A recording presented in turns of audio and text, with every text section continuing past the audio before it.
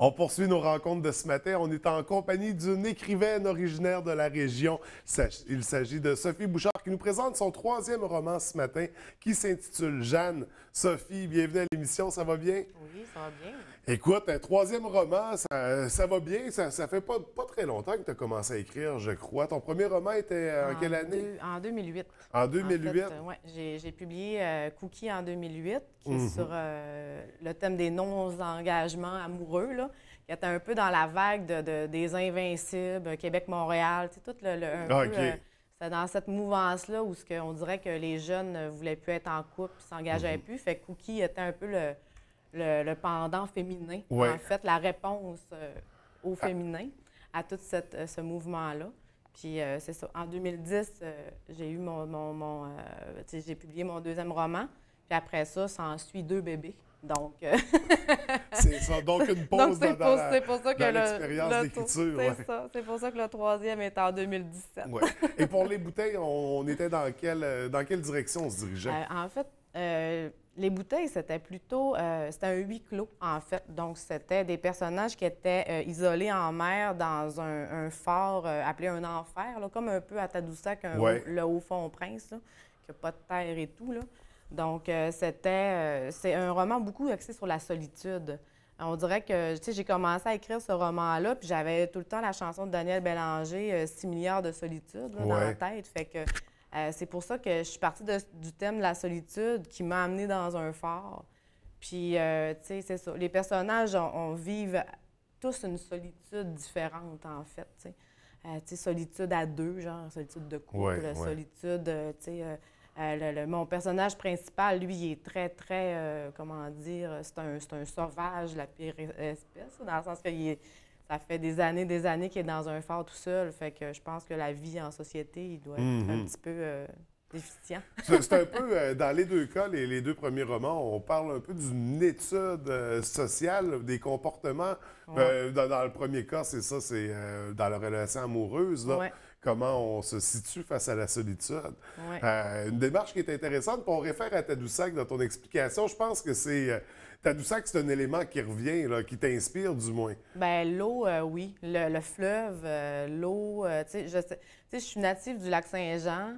J'ai choisi amoureusement le Saguenay pour m'établir. Puis, tu sais, Tadoussac, le fleuve, ça a toujours été très, très important dans ma vie aussi.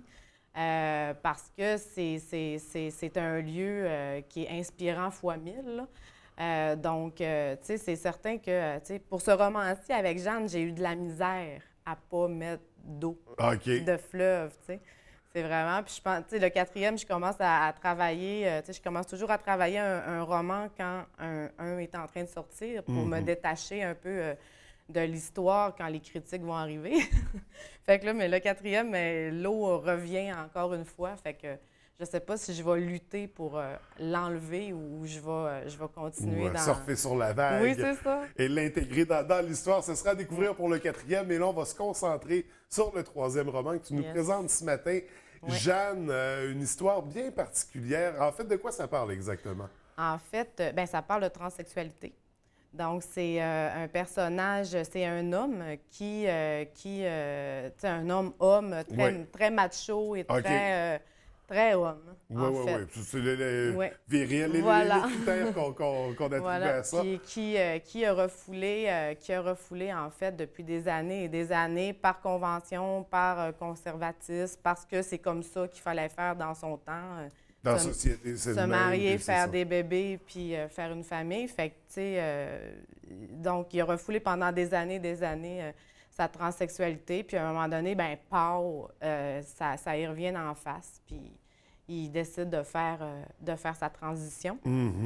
Donc, c'est ça. Puis, tu sais, tantôt, tu parlais que souvent, dans mes romans, tu sais, je pars d'un thème social, mais c'est un peu ça aussi parce qu'en fait, oui, je suis écrivaine, mais je suis aussi intervenante sociale. Puis c'est des dimensions qui ne se séparent pas de moi. Tu sais, je pourrais pas, genre, tu sais, même si je devenais riche et célèbre, ce qui arrive très peu en littérature, mais tu sais, même si je devenais riche et célèbre, je serais pas capable d'arrêter d'être intervenante parce que, en fait, mon contact à l'humain, ça vient trop ensemble. Fait que tes romans, c'est le résultat de deux passions, là, la littérature, l'intervention. C'est ça, l'analyse humaine, Ouais. l'observation, l'écoute, tu sais, les artistes, c'est des grands sensibles aussi de ce qui se passe en société. Fait que, tu sais, c'est certain que, tu sais, c'est ça. Jeanne arrive dans ma vie, est arrivée dans ma vie, tu sais, dans un moment où, oui, tu sais, la transsexualité commence à être de plus en plus expliquée, Ouais. mais peut-être pas acceptée, mais commence à sortir. Ça demeure tu sais. encore un tabou, mais de Oui. moins en moins, on cherche ça. à informer, à en parler pour que les gens comprennent. C'est ça. On perçoit une espèce de tangente aussi dans tes romans. On commence avec le comportement de l'homme ou de la femme, peu importe, face à l'amour, face à une autre personne. Dans le deuxième, c'est face à soi-même.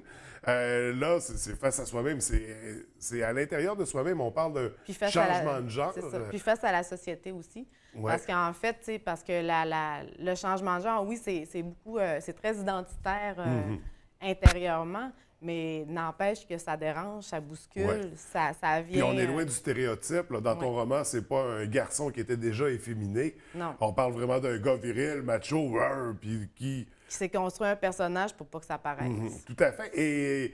Et ça t'est pas venu comme ça, cette idée-là. En fait, c'est issu de ton parcours, de ton expérience. Ben, je veux pas dire que tu l'as vécu toi-même, mais en fait, c'est arrivé dans ton entourage. Oui, en fait, ça fait maintenant 8 ans. OK. J'ai rencontré une amie à moi qui, en fait, je l'ai rencontrée, elle était encore un homme. Oui. Je l'ai rencontrée en tant qu'homme. Puis à un moment donné, puis c'est ça. En fait, tu sais, elle, je me serais jamais comme doutée qu'elle pouvait être trans.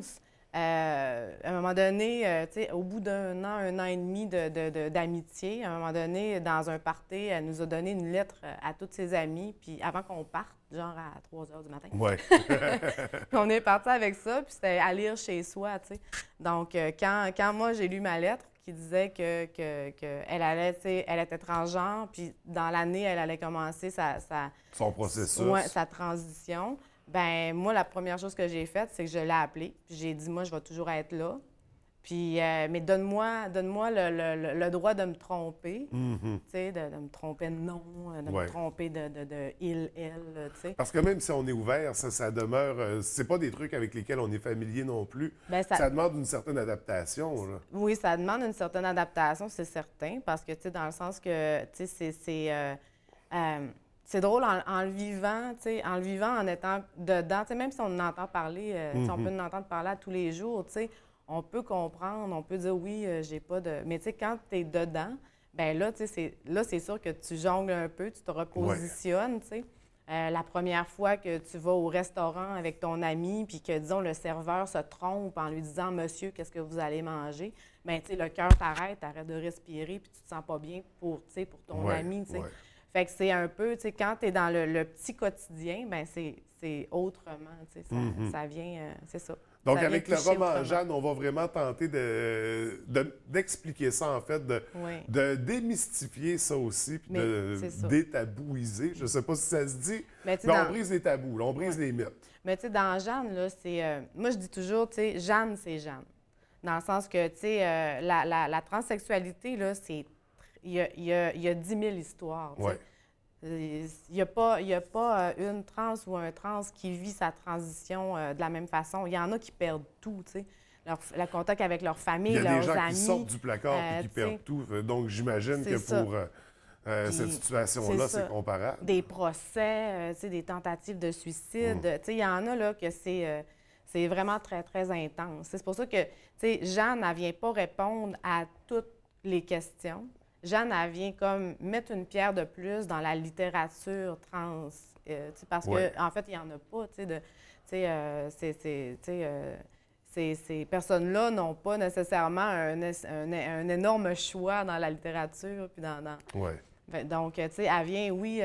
Puis, tu sais, Jeanne est écrite au jeu parce que je voulais que les gens, tu sais, les gens soient intimes avec elle, tu sais. Puis se disent... Se reconnaissent dans l'histoire. C'est ça, se disent, c'est comme, tu sais, toi, si tu sais, en lisant Jeanne, ben tu dirais, je la laisserai pas tomber, c'est une amie, tu sais. Dans le sens, tu sais, c'est un peu pour ça, mais tu sais, c'est ça. L'histoire de Jeanne n'est pas l'histoire d'une autre et d'une autre et d'une autre. Donc, moi, je veux pas, tu sais, je deviendrai pas la spécialiste de la transsexualité. C'est l'histoire que C'est tu avais ça. envie d'écrire et c'est l'histoire ça. que les gens ont envie de lire présentement. Ça va être lancé très bientôt. En Yes. fait, un lancement spécial. Là. Parle-moi ça un peu rapidement. Ouais, un lancement collectif. Ben en fait, Jeanne sort en librairie aujourd'hui. Là. Oui. Je suis comme toute énervée. C'est pour ça que je parle vite. Puis que...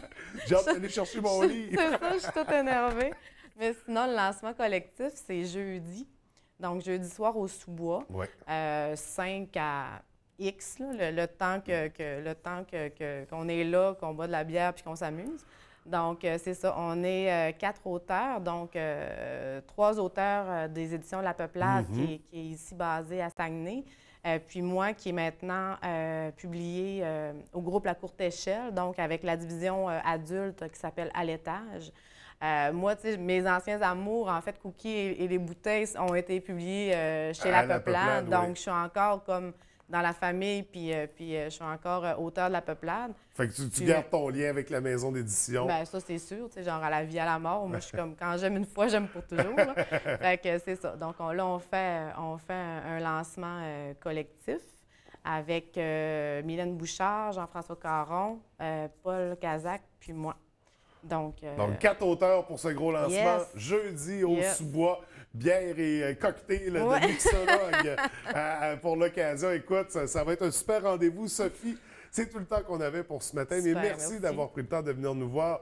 Beaucoup de succès pour ton 3e roman. Puis là, j'ai cru comprendre que le 4e est en cours, donc on se revoit très bientôt pour en parler. Écoute, merci beaucoup. Bonne journée. Super, bye.